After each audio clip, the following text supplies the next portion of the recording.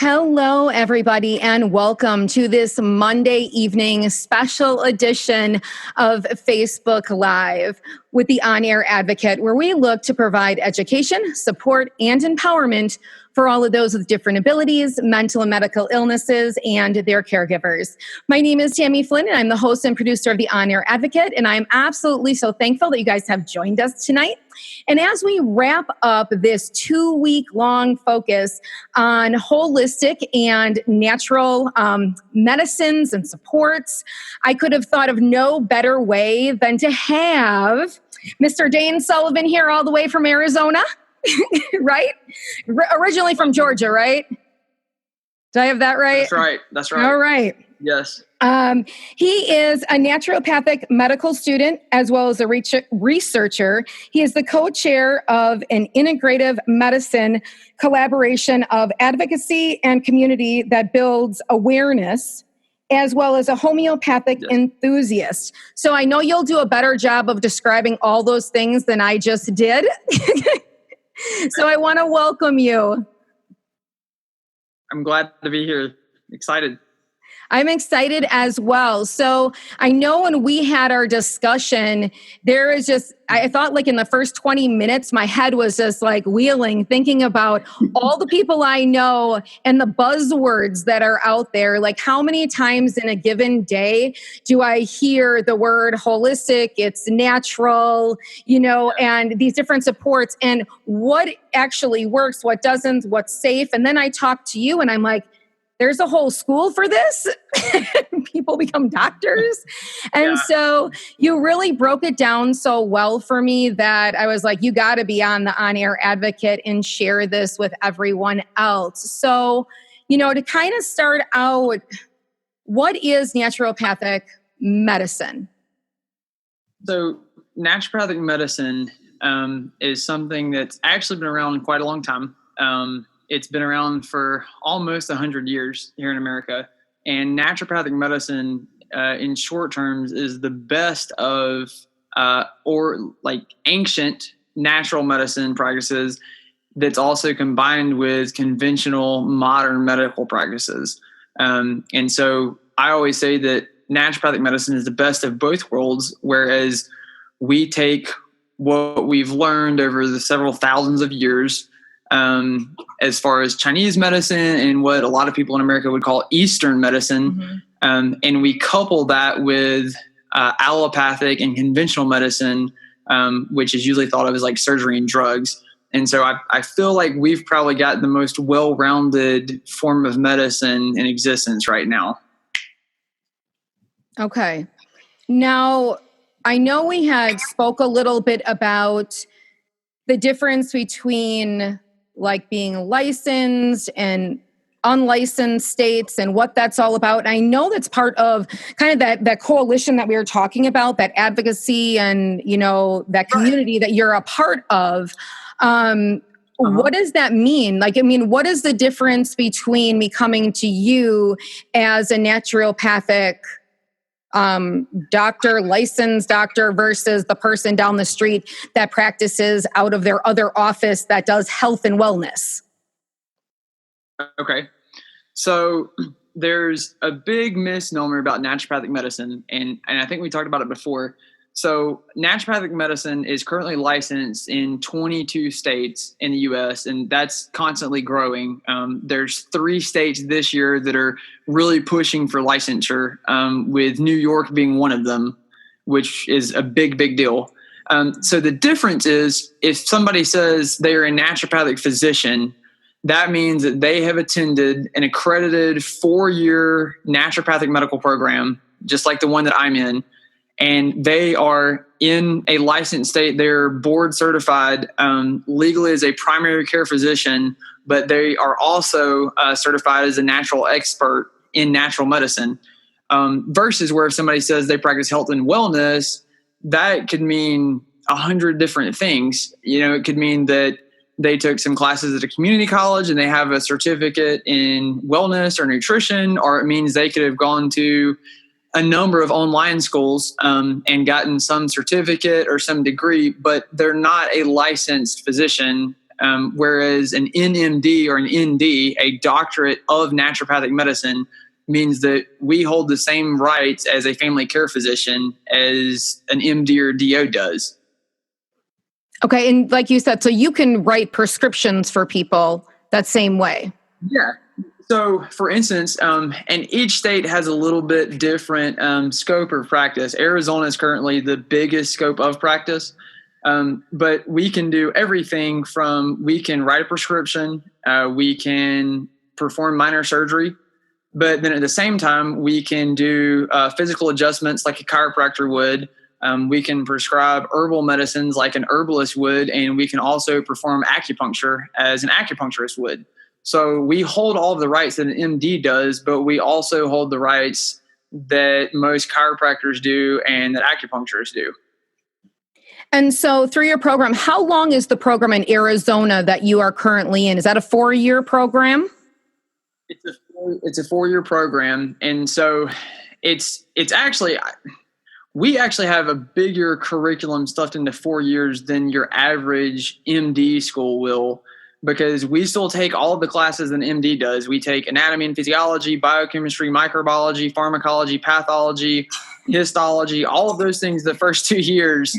But then on top of that, starting second year, we also stack on acupuncture classes, homeopathy classes, physical adjustment classes, nutrition classes. So it's still a 4-year program, but I've actually talked to a couple of alumni that have their MD and their ND. So they're a conventional doc and a naturopathic physician. And the 2 or 3 people that I've talked to have actually said that the naturopathic program is tougher, not because it's superior or inferior. It's just because we've got everything that an MD school has, plus we pack more into it. Okay. So there are currently, if I heard that right, there are 22 states that are actually licensed. Yes. So if you are going to see someone, in those states, and where can people find that information so that they know if they're going to somebody that they are licensed and that their state is even licensed? I mean, where would you find that kind of information? So the best place to go is naturopathic.org. It's just the word naturopathic.org. And that's the actual site of the American Association of Naturopathic Physicians. And by going there, if you go to the top of the screen, it'll say find an ND. And if you click on that link, it actually has a list of all of the states that are currently licensed. And it has a way to find by zip code where each of the licensed physicians are. Okay. And for states that aren't licensed, I guess, how do you make that? I mean, how do you make that decision? I mean, I even know in my area, I'm in Wisconsin, and I could count the dozens of people within my network, in and outside of my network, that sell vitamins in their, in their little stores that they're in at their health and wellness centers. There's somebody that's at the fitness place that does this outside health and nutrition and consultations. And then there's naturalists, like we have where I live in my area. There's like some of those specialty like naturalist stores, where they have kind of the things outside of like a conventional GNC. So how do you know that you're going to someone, if it's not a licensed state, that really truly has done the work? So I always ask whether I'm networking, or even when I was a patient before I came to school, is I would look up and see where they went to school. First of all, because I believe there's 6 now. There's another one that's in the works of opening in Maryland, I believe. But there's a handful of accredited naturopathic medical schools. There's several in the United States, and I know there's at least 2 in Canada. And what you can do is you can ask, have you been to an accredited naturopathic medical school? And if they have, then that means they have actually gone through a naturopathic medical curriculum versus just, if somebody says, oh, well, I've gotten, I have a naturopathic education. There's a lot of different websites and schools out there that will give you a degree or certificate in natural medicine.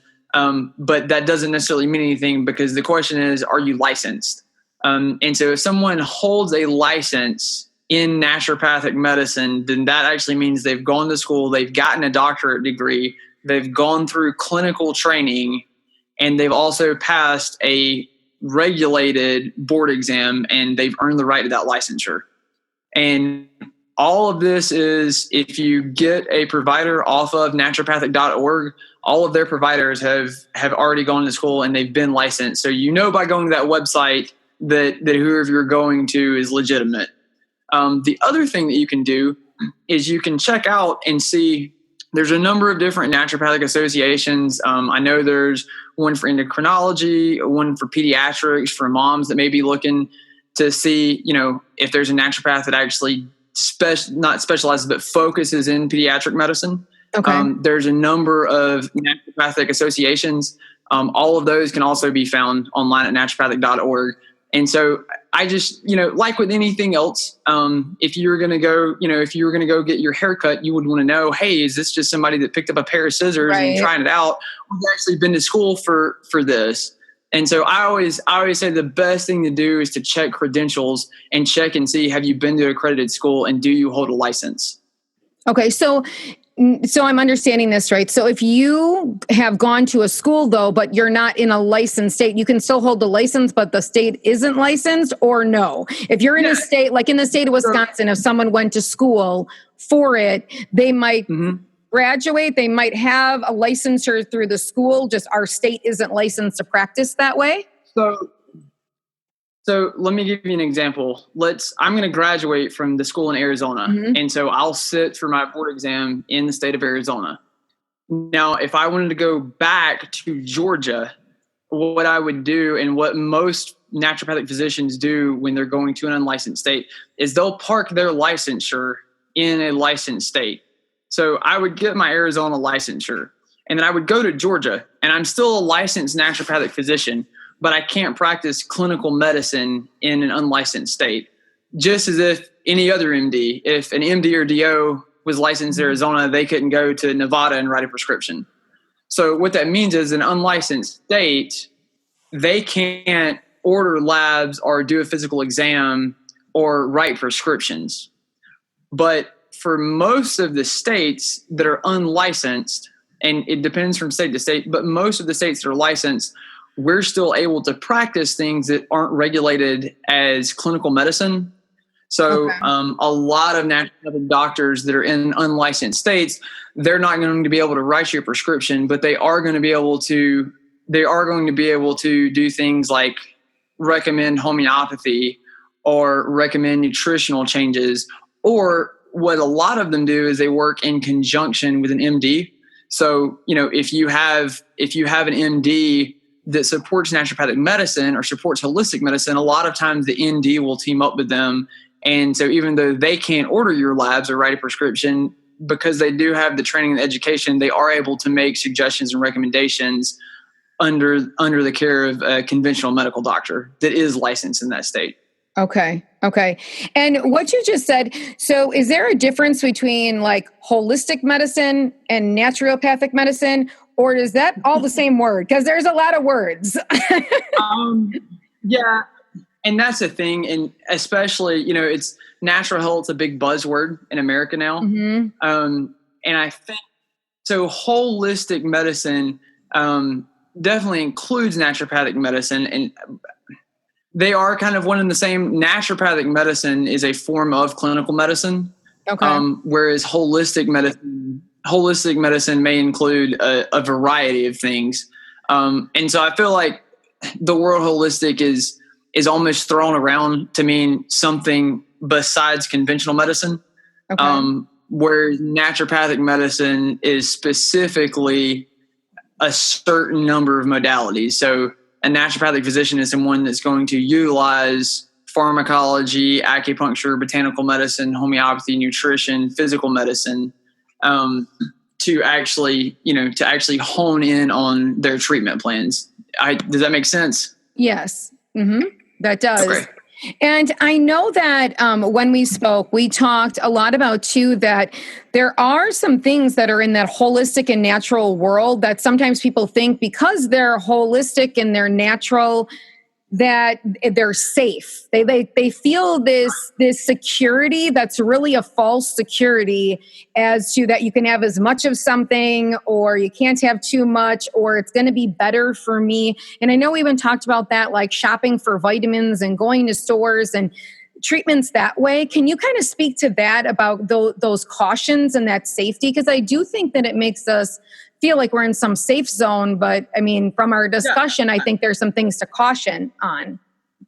Absolutely. So if I remember right, one of the things we're talking about is there's a lot, one of the most common questions I get is people say, well, why should I go see a naturopathic physician? Because they may recommend an herb, or they may recommend a vitamin or a nutrient, and I can just go to the vitamin store or CVS or Walmart to get that.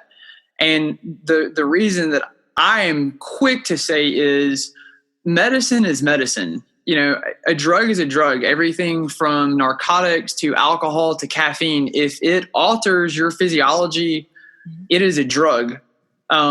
In the US, we've decided if it's a prescription, well, we have to watch out for side effects and it could be potentially dangerous. Mm-hmm. But if it's not a prescription, if it's over the counter or it's a natural substance, then it's safe. And I don't need consult on it. And so I think just because, and it's not people's fault, it's just the way the regulation is. But a lot of people think, oh, well, I can get this on my own without a prescription. So it may help, but it can't harm me. And that's very far from the truth. Mm-hmm. I don't want to scare people away from using it. But it's that false security that people feel. I always tell people, right. I remember Dr. Oz years ago on his show, somebody said, well, yeah, but that's natural. And he said, yeah, but cyanide's also natural. Right. And it's very true, because so many times, people will think, oh, well, hey, I'm going to go get this herb because I've heard that it helps with the urinary system and I get chronic UTI, so I'll just take a bunch of it every day. And that can be potentially dangerous, just as any drug or supplement can, if you're not doing it under the care of somebody that's actually studied it and spends day to day working with it. Right. I know we were talking about one thing, because there is like some different herbs and whatnot that if you're already on blood thinners or have thin blood, you spoke to that a little bit when we chatted as well. Yeah, I mean, that's a great example. And obviously I'm not a licensed physician, so I can't give anything that can be taken as medical advice. But one of the big examples that we're talked about in school is, if you're on blood thinners, and there's certain herbs, there's many herbs that have a hypotensive effect. And so hypotensive effect or blood thinning effect. And so if you're already on blood pressure altering medication or blood thinning medication, and you take those herbs, at a potent dose, or even certain vitamins at a high dose, that can alter the mechanism of that medication. And so, too much of a good thing is a bad thing. And I think you hit right on the head of the false security of, well, I'm good at this because it's natural. The reason you should go see a naturopathic physician is not only have they studied it, but because we also receive training in pathology and pharmacology at the same level an MD does, we're able to actually speak to that nutrient-drug interaction. Right. Now, do you find, I know we were kind of talking about some myths that people think, when it comes to, when it comes to naturopathic medicine and all of that. Can you speak to any of that, things that you hear very commonly? Yeah. Aside from obviously this false security, because obviously we all have the false security that if it's natural, it's good for our skin, it's good for our hair, it's good for us to ingest. Yep. That's just the way our society is, because I think we hear those buzzwords all the time. Yeah. One of the things I hear a lot is, well, it doesn't work, or how do we know it works? And what a lot of people don't realize is there is research being provided at an alarming rate that actually backs up the modalities that we use every day. Probably the biggest one is botanicals. But as far as herbs go, if you pull up PubMed or you pull up Google Scholar and you search ginkgo or ginger, there's literally hundreds upon hundreds of articles that are coming out where we're performing clinical trials using different supplements, different vitamins, different herbs and botanicals. The other one that's big, upcoming, that's easy to find, that people are wondering, well, is there anything to back this up, is acupuncture. There's immense amounts of research coming out now supporting acupuncture in clinical trials, in clinical models and case studies. And so to me, one of the biggest things I hear is, well, how do we know this works or it doesn't work or there's nothing to back it up? And literally, if you pull up Google and you pull up a research database, that's a myth that's quickly dismissed. Right. Now, can you speak to, in this whole natural and holistic week that we've been having, we did have an acupuncturist on. And so in your training and your teaching that you're learning in this 4-year degree, what are some of the benefits that you have found with acupuncture? Or that you've learned about it, or is there just millions of things it's good for? Well, it's good for, so here's a great myth, to going back to what you were saying before. One of the great myths is, well, acupuncture is only good for a couple things. Like one of the big things it's good for is chronic pain, which is true. Or, well, it's good for headaches, which is also true. But there's a ton of stuff that acupuncture is good for and well indicated for. One of the biggest things right now is during cold and flu season. Acupuncture is great for a lot of acute conditions. Now, one thing I always caution people with is, if you're going through or think you could be going through, a medical emergency, one thing that our professor speaks to is, acupuncture is not going to treat a heart attack. If you think you're going through a medical emergency, that's not the time for holistic medicine. But as far as chronic illness goes and some acute illness, acupuncture is incredibly, incredibly good for. Before I had a really nasty H. pylori infection, and I went to go see acupuncture, and it did amazing results. Within a matter of days, I saw a big, big improvement. And the reason I feel like I can speak to stuff like this is I came from Georgia, which is the land of two different types of people. 99% of the population is, if you say naturopathic medicine, they either don't know what it is or they think that it's witchcraft. And so I got to see firsthand, hey, I think this is the type of medicine I want to go into. I was headed into neurosurgery and took a completely 90-degree turn into naturopathic medicine and got a chance to experience the modalities firsthand myself to see, wow, this stuff really is efficacious and this is something, that's worth spending time and money on. Right. It's so interesting to integrate all of that, all of that together. And do you find that because of that, is that why you kind of made that turn from like more of that neuro doctor track? Yeah. Well, yeah, real quickly. So when I was in undergrad, a friend of a friend got me in touch, and I connected with somebody that was pretty high up in the research department at a level 1 trauma center in Georgia that worked with Mercer University's medical school. I ended up being an undergrad associate for the neurosurgical team.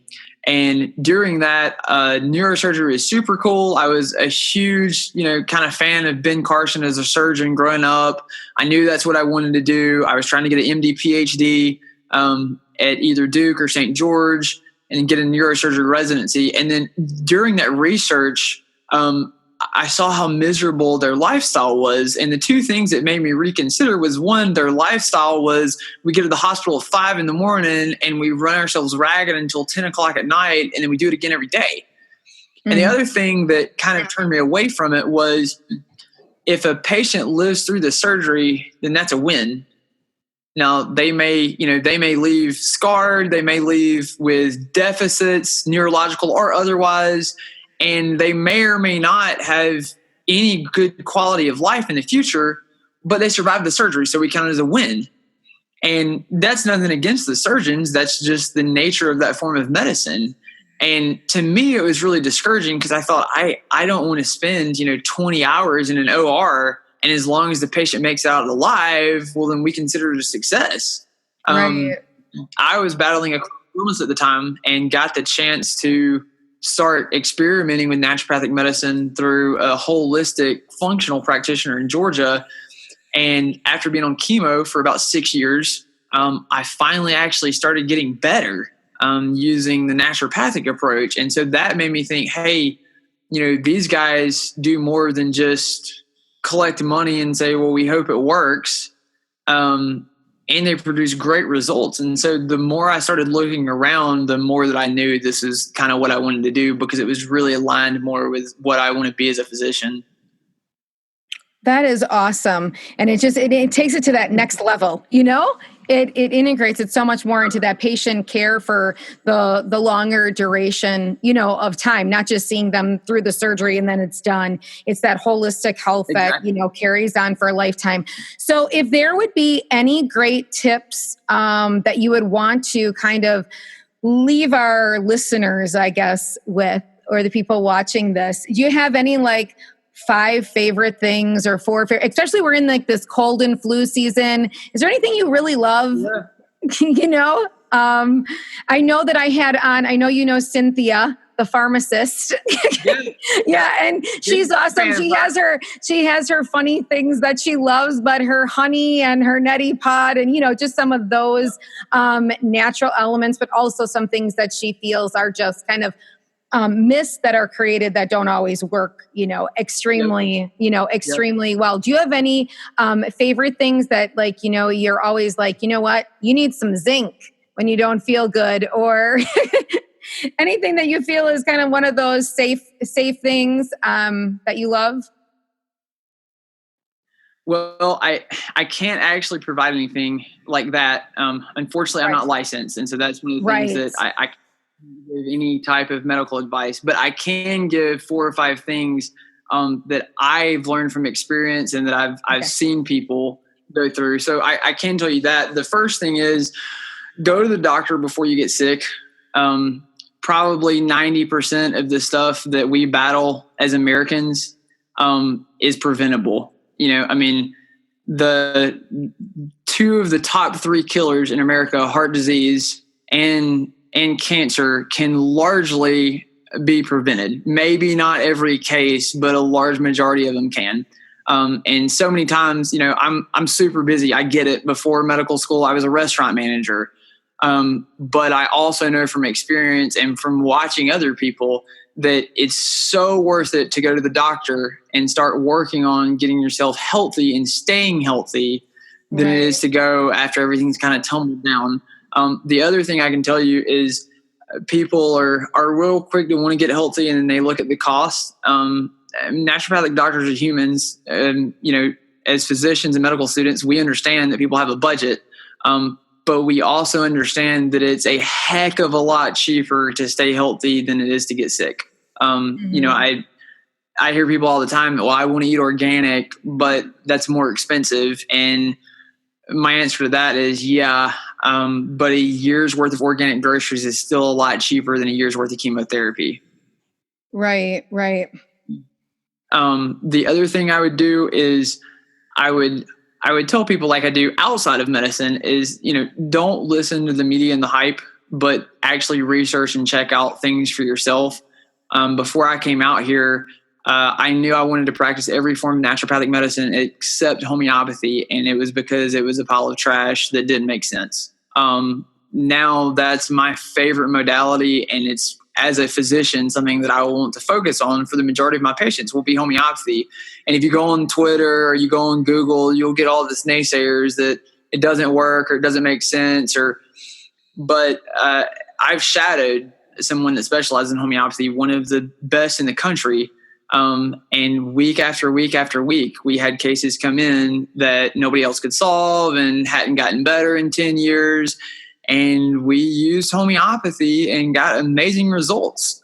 So I would say, what is that? If we pause for 1 second, what does that actually mean? Because I was going to ask you too, the botanicals, what I'm saying is one of your modalities. Okay. Like, what are the botanicals? What is the actual homeopathy itself? Okay. So I'm just practicing that. Okay. So are you asking what it means to practice it, or what actually is the medicine? Well, what's the homeopathy? Like when you're saying that you followed somebody who does homeopathy, does that. What is Okay. So homeopathy is one of the modalities that we use as naturopathic physicians. Homeopathy was brought about in the 1800s. It was, I guess, founded by Dr. Samuel Hahnemann. And so homeopathy, which to unpack this, we'd probably need a whole nother episode, but homeopathy is you have a substance, and whatever symptoms a large amount of that substance would cause is what it will cure. So the best example to a newcomer of homeopathy would be coffee cruda.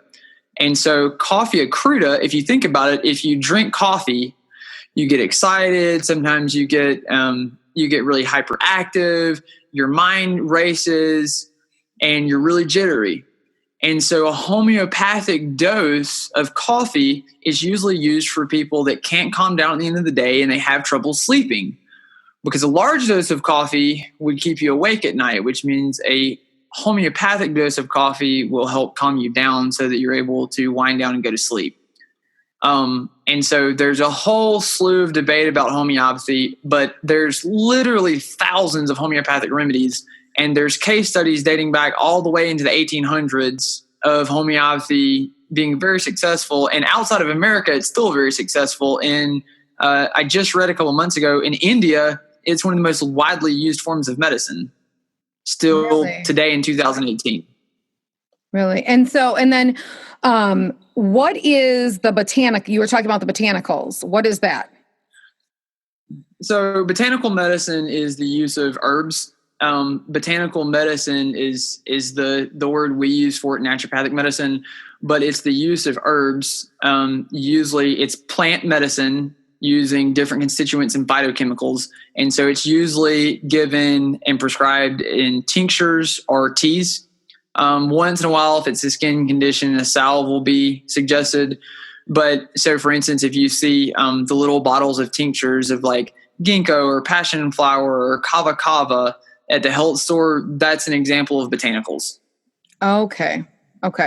And would you say in the U.S. we practice the most amount of, I wouldn't think so, like the naturopathic medicine, or are there other countries, like who's the top in that? Who practices that the most? Do you know? As far as naturopathic medicine, it would be the U.S. So naturopathic physicians are only licensed in a few places. Right now, I think the U.S. and Canada and parts of Australia. As far as naturopathic medicine, probably Canada and the U.S. are the top ones. As far as practicing like holistic and alternative medicine, absolutely not. If you took something like homeopathy, India by far outdoes us. If you did botanical medicine, South America completely does more than we do. Okay. So all over, it's a little bit different, but we definitely have a lot going on here. And so the organization that I kind of slammed what all the letters in the name were that you're a part of. Yeah. N.A.C.T. Yeah. So you are part of an initiative and a program to try to get all of our states licensed. So how is that process going? Yes. And what is the name of that again? That is the Naturopathic Medicine Advocacy Community Awareness, right? That was a big word. Yeah, you're right. Yeah, Naturopathic Advocacy and Community Awareness Team. And so the thing that we're doing as an organization, I'm one of the co-chairs of the chapter at my school.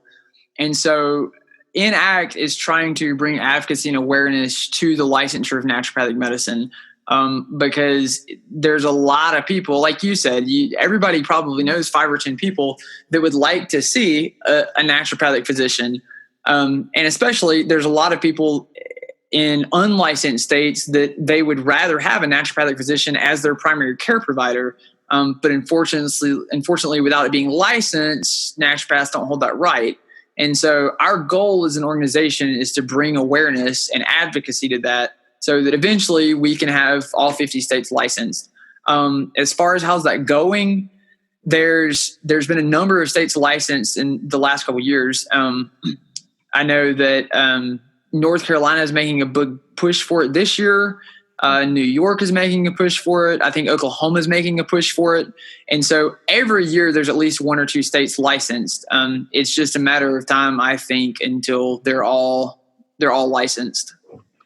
Okay. And I know that when we chatted, you had said there's a little bit of pushback on that because in some states that have been practicing unlicensed for so long, you have a lot of people practicing holistic type medicine or holistic clinics and vitamins, those kinds of things that that would make them have to redo schooling, right? Of some kind or certifications. Yeah, that's the thought. Yeah. Is so if you are in what is now an unlicensed state, so let's take Alabama, for example. Alabama's unlicensed, and there's some naturopathic physicians there that, are practicing with a license in other states. And there's a ton of other people, that are health coaches or they're naturopaths because they got some certificate online. And when a state becomes licensed, that gives the naturopathic physicians the right to practice as primary care physicians. If that's what the state decides, then once we're licensed, we can practice as physicians. Whereas somebody that hasn't been to an accredited naturopathic medical school and passed the board exam doesn't hold that right. And so there's a couple states, Florida is one of them, where you have a lot of people. Natural health is huge in Florida. And I think one of the reasons that some of those states haven't been licensed is because the only people that hold the right to practice naturopathic medicine would be the naturopathic physicians. Right. Which then obviously would cause a lot of stir up in whatever state you're in for that amount of time. Like I said, just for the record, I don't have a problem. It's not, I don't think we're better. It's not we're a physician and but you're it's not. Making everything safe. And I mean, because, there is no, there might be one person that's been going to hundreds of classes and been practicing for 20 years. And the next person goes for, a 1-week certification online, and they're calling themselves the same thing, which leads people into a unsafe, that feeling of security. It's really not secure. So exactly, because that's what you don't know. You don't know. You may have somebody that's incredible and they deserve the right to practice, and it would be a huge loss. But at the same time, you may have a kid that graduated high school and then took a couple classes because they think, hey, I think it'd be cool to be a doctor and help people, but I don't really want to go to medical school. And, they have a piece of paper hanging on your wall and you know the difference. Right. So the bottom line is that we need to research, right? We need to research the people that we see. We need to pay attention. We need to, listen and always investigate for yourself. So really back to that advocating for yourself at all times. Yeah. That's one of the things, I don't know if I've mentioned it before, but one of the differences I've seen with naturopathic physicians that I've been around versus conventional medicine is we're a big believer as naturopathic physicians that it's literally a relationship between the patient and the physician. The old school way of looking at medicine in America was I get sick, I go to the doctor, I tell him my symptoms, and he tells me what to take to get better. And we figured out, so many of us on personal experience, that's not a great way to go. Right. Because that doesn't always give, the full answer and the full scope. So, and I think that is why there are so many people that seek out more naturalist or homeopathic medicine, is because they've tried the conventional stuff and it doesn't work. And so what I think you're doing is phenomenal because it really bridges the two together. And until I spoke with you, I never knew that, through the licensure, that you were learning the same things and going through those courses just like an MD, as well as learning all those other modalities. So I think that's fabulous. And I think that Wisconsin should become licensed. That would be great. The best way I can say it is a famous naturopathic physician, Dr. John Bastyr. They asked him, how do you pick which modality? And he said, I use what works. And so many times, you'll get people that the reason I love naturopathic medicine, and like you said, it really bridges the gap, is so many people think, well, it's either conventional medicine and it's drugs and surgery, or it's natural medicine and there's no in between. Mm-hmm. And we're completely flipping the tables on that paradigm, because as a naturopathic physician, you use what works. And sometimes the best indicated thing is a pharmaceutical drug. But then other times it's like, that can be a last resort, but we should really address diet. We should really address your physical structure. We should really address it with herbs and homeopathy first, because those are a lot less invasive. And then we leave drugs for last. And so many times we get great results before we ever reach that point. Right. Well, I think that is fabulous that you are merging all of this together. I wanted to make sure that website that you were talking about for people to go on and to investigate and to make sure, what's kind of going on in their state or doctors and what they've done. Are you going to be able to drop that link below for us after we're done with this segment? I think that will be great so that people have that access. For that, I want to make sure that I got through all of my questions, because I had a whole list of them for you. Sure. I think that I did. And now, when do you graduate? How much longer do you have? A long time, it feels like. So I'm on track to graduate in 2020. So I'll graduate in June of 2020, and then later that year I will take I take my first board exam this summer, and then 2 years of clinic, and then graduate and take a second board exam to be a licensed physician. That's awesome. Well, you know what? You're going to blink your eyes and it's going to be over. Really, it is. Well, we always say, Dr. Guillermo Ruiz, somebody that graduated this past year, he always said the best way to describe medical school is really long days and very short years. And I absolutely agree. The days sometimes seem like they're never going to end. And you look back and go, oh my gosh, it's already been another term. Like, we already finished finals week again. Right.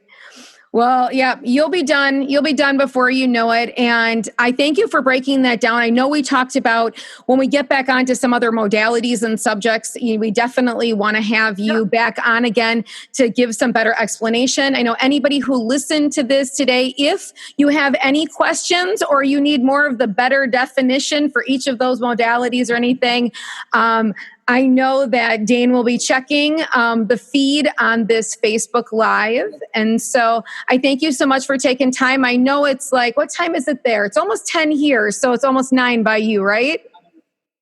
Yeah, it's about 8:45. And it's probably warmer than it is here too, I'm thinking. Yeah, there's tons of people with jackets on today because it dropped down into the 60s.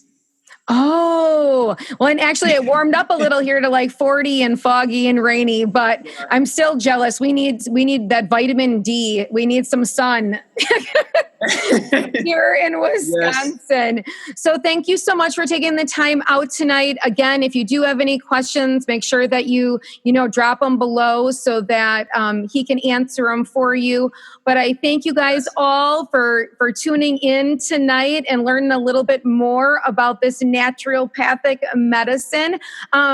Anything else to leave us with that you want everyone to know? Anything? If not, you filled us in a lot, so it's okay. Yeah, I think the biggest thing that I can leave you with is something you mentioned a few minutes ago, that at the end of the day, whether you see a naturopathic physician or you see an MD or a chiropractor or acupuncturist, whoever, that health is a personal responsibility. And I think honestly, if I could get anybody to do anything, it would be, the one thing that is in our control is health. You can always get more money. You can always move to a different location. But the one thing that you start out well with and you should hang on to more than anything is health. So if I could ask people to do anything that are seeing this, is please, please, please take responsibility for your health before you do anything else. Before you trust somebody else, make sure that you're doing your due diligence. Right. Amen. Amen to that. And making sure that you're always advocating for yourself, because nobody's going to do it for you. So you need to ask the questions. So on that Yes. note, you have a fabulous evening. Thank you, everybody, for joining us on the On Air Advocate. You will be able to find this in the podcast format as well as on YouTube after this broadcast at www.onairadvocate.com. Thank you so much again, Dayne. We really appreciate you being on, and we will talk again soon. Have a good night. Thank you. Have a great night. All right. Bye-bye. God bless. Bye-bye. Yeah.